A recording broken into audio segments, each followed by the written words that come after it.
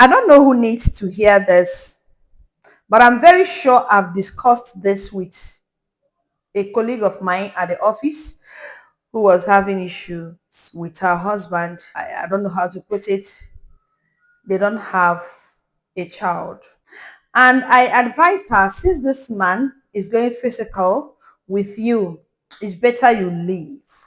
Pack your things and leave. She was like, no, I've not given birth yet. Until I give birth, at least let me have one.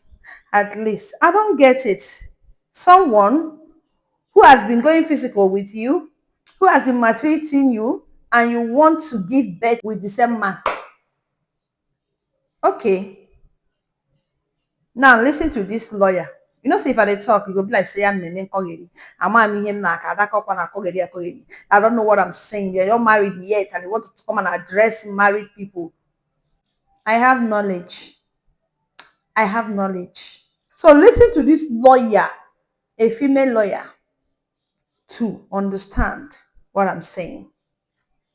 If you walk out of a marriage without a child, it's a win.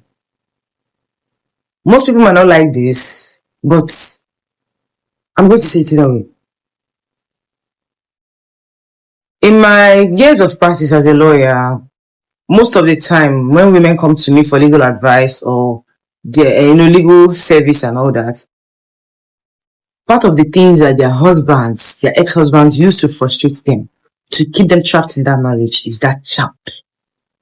They'll tell you that they want that marriage to continue because they want to be a part of their child's life. They don't care about their children. They don't care. They only care about keeping you controlled through a child.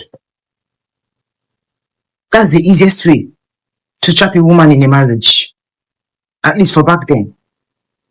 And when she's not willing to comply, they will use that child to frustrate her. They're willing to, when a man wants to be wicked, he's willing to chase you down to any part of the earth just to make your life miserable so that you will never ever rest. Some of them go as far as going to the police to report the woman, because how dare you leave? They will claim that you ran away with their child. They will claim that you ran away with their child. If you want to know that a man is speaking to a lawyer, he will start accusing you of having a mental disorder, because that's one of the criteria that the court will look at before granting custody to the father.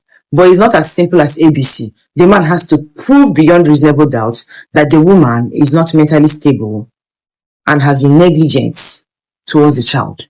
So it's not as easy as ABC, because most of the time, the court grants custody to the woman, especially when she's a primary caregiver. And we cannot agree that in most circumstances, the woman is the primary caregiver of that child. It does not matter who has more money. The court looks at what is in the best interest of the child. And if that child is being provided for emotionally, mentally, every other area, that the person who is the primary caregiver of that child is the person that the court considers in most circumstances. And who is the primary caregiver? Most certainly the woman in most circumstances. The man does not care about that child. He cares about using that child to control you. He knows he cannot take care of that child, because at the end of the day, he will not still take care of that child by himself. He will still hire somebody or give the child to his sister or to his mother. He just wants to frustrate you. So if you walk out of a marriage without a child, I'm telling you this, that you won.